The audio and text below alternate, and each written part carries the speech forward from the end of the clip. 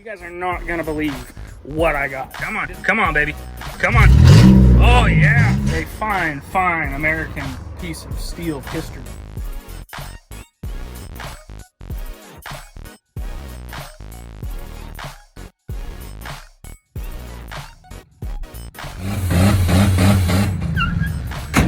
Man, look at that. She's a peach, man. Not a dent in her. She's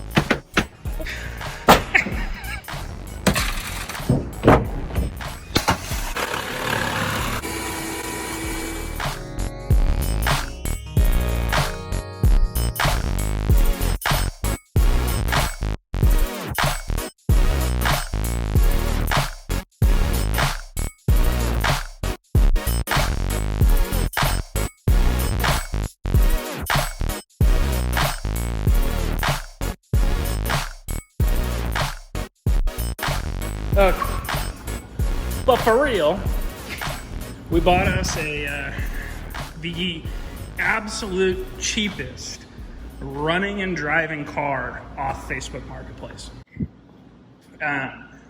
There were cheaper cars. Oh, hey, look, the battery's falling out. That's cool.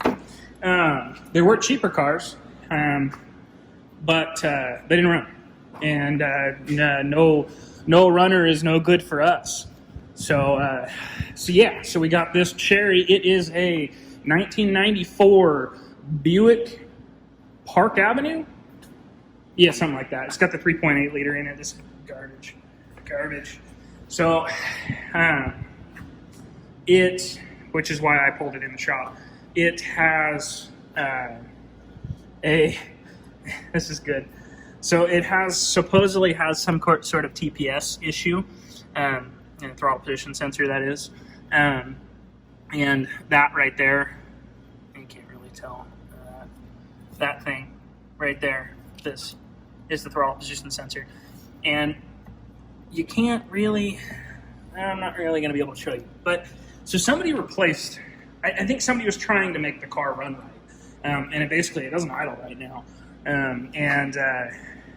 so they replaced the TPS. But there's a little arm, so you can see, I don't know, you can see it down there on the throttle shaft. There's a roll pin that goes through there, and there's a little arm on the TPS, and that roll pin catches that arm, and that's how the TPS is actuated basically. Well, they didn't put the arm on the TPS on the side that actually will turn the TPS, so I'm going to fix that right now, see if that helps our runnability issue, because it runs like crap, and it will not do a burnout, which it has to do a burnout. That is the one stipulation here, is that it does a burnout.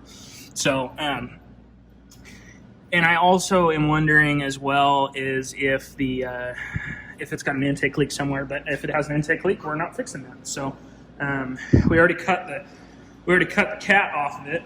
It was the cat was plugged. I don't know. It's still warm.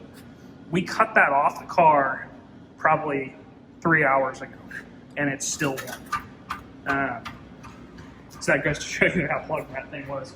And it definitely is way more responsive without the cat on it. But we're going to be doing a little bit of a, video series, I guess, on this thing.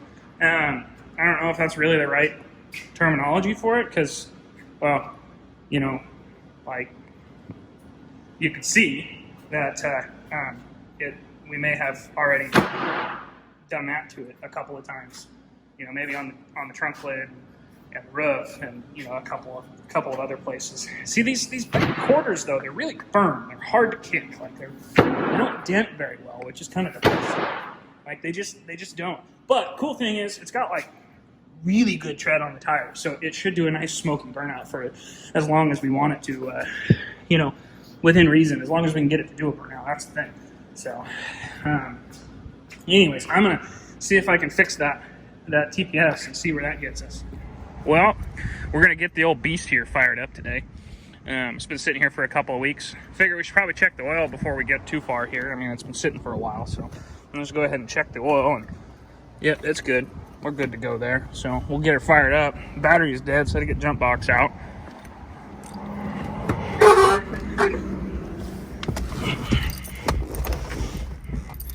First of all, even though it's fuel inject, you gotta give her some good pumps there. Usually I like to start it with my foot on the floor.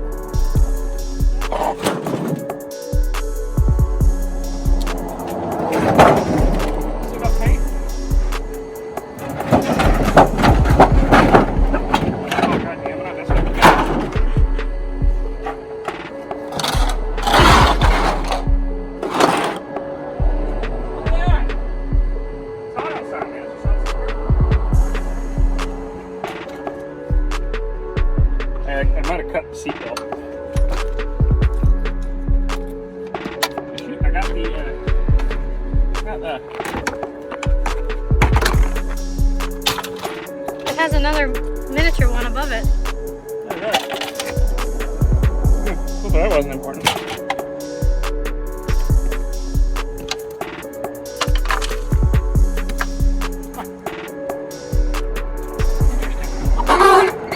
That's what I call a convertible right there. Do that again. What again? Alright, safety first though, guys. We gotta get all the glass out of the seat so I don't cut my asshole.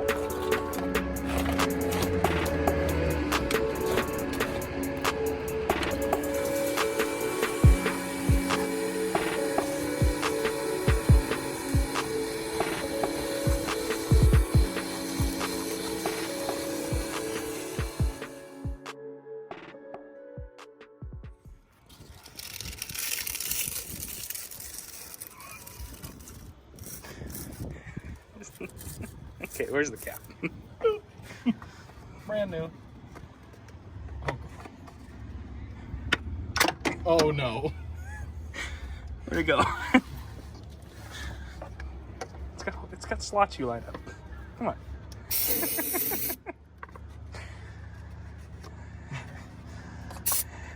There we go. I gotta make sure that's tight. I should check the oil again. Take that off. Is it gonna explode? It's got oil. Oh, whoa, what the fuck was that? Oh. Hey, this is how you check the oil. Oh. When did it do that?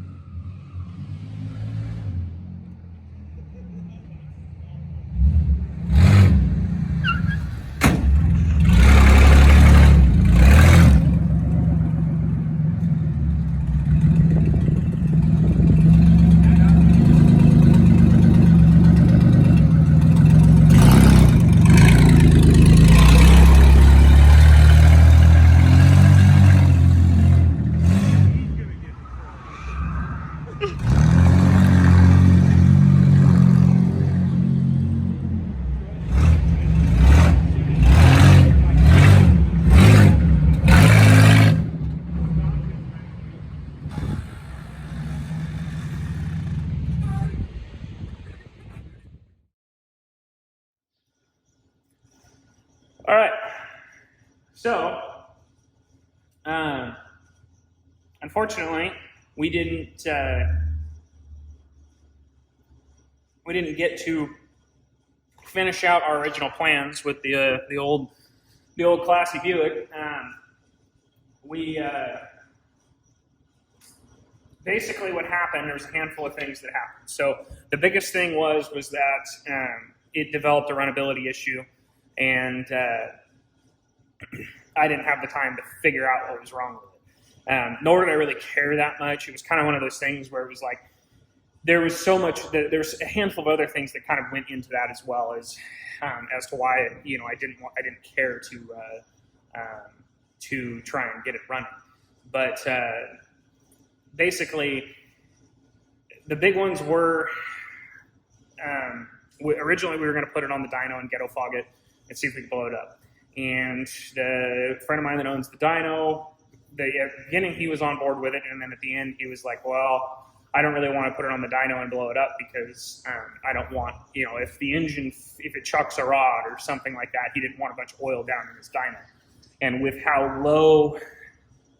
I was like, oh, I'll just build, or I'll just get a drip tray or something to put underneath of it. And with how the dyno is built, there was no good way to put a drip tray underneath there and have it stay and not hit the rollers and all that stuff. So anyways, so that idea was out the window because the car was front wheel drive. So obviously the engine's going to be directly over the top of the dyno rollers. So, whatever. So then we were like, well, screw it. Let's load it on a trailer and take it up in the woods and go rally it on the gravel roads and run it up the, quad trails and, stuff like that. And that was a good idea. But we would have had to have taken something else up there, like my side-by-side, with us. So we're going to have to take 2 rigs, which, whatever, that's not that big of a deal. But then we revert back to the runnability issue that it had. You could get it to start, but it wouldn't. You basically have to keep it on the floor to get it to move at all, or to get it to stay running. And then if you didn't, it would just die. And I don't think the alternator was working, which again, I wasn't going to put an alternator in it. Oh, and the starter failed too. We had a hell of a time with that. Starter was having all kinds of weird issues.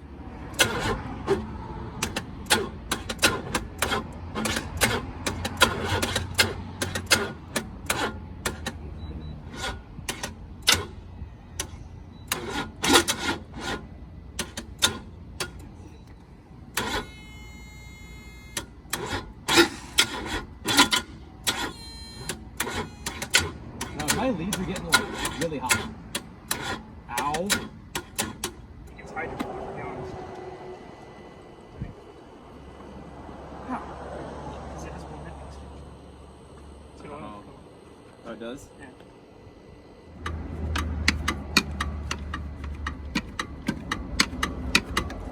Okay, so that's not locked up. Yep.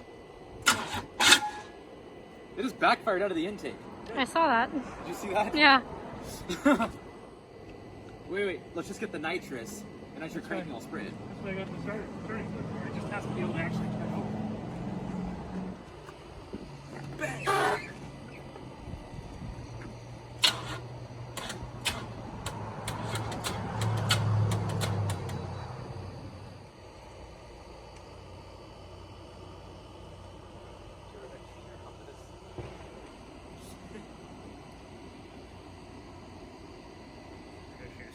So, and then the previous owner stripped out one of the if you know GM batteries, they have those stupid thread-in bolt things, and he stripped out one of the posts on the battery. So we had to, I think there might be some footage of it. I don't know, but we kind of maybe used some self-tappers and anyways, we had to make that work. So, but anyways, so yeah, and I didn't really I don't have the time. If I had more time on my hands and it wasn't going to be such a pain to deal with it all, because my thing, that's normally how that goes. Is you fix it here in the parking lot, it runs great. You could run it for 6 hours, and then you drag it an hour away from home up into the woods, and then, bam, it doesn't run anymore. So I didn't want to take a chance of that because frankly, I don't have a lot of time on my hands. So, anyways, so beyond all that, I got really busy here at the shop, and like really busy. And so, I mean, if you notice there hasn't been a lot of videos, it's because I haven't had the time to film anything. So, and obviously I don't get paid by YouTube, so my paying job takes priority over YouTube. And so I didn't have the time, and I needed the space here at the shop. I was running out of parking spaces real quick, and it was kind of a pain to keep it down here. I took it home for a little bit, and then there was a get together at the house, and so we didn't leave it there. We didn't want it, as an eyesore or whatever. So then I brought it back to the shop, and then I decided not to take it back home because I didn't want it at home as an eyesore type of thing. And so I kept it here with a tarp over it, and it just became to be such a pain to deal with around. So I finally just said, screw it. I needed the parking space. I just needed it gone. So I had actually the guy who bought that extra cab 6-liter, I did head gaskets in 3 or 4 months ago. He took it to the scrapyard for me. But yeah, so that's the final end of the story of the classy Buick. I think we'll probably do something else similar to it, but with a rear-wheel drive car next time. I think it'll be more fun with a rear-wheel drive car as well. I know a buddy of mine just bought some cheap car, kind of the same type of deal. So I'll be sure to get some videos of that. But yeah, so anyways, guys, we'll see you on the next one.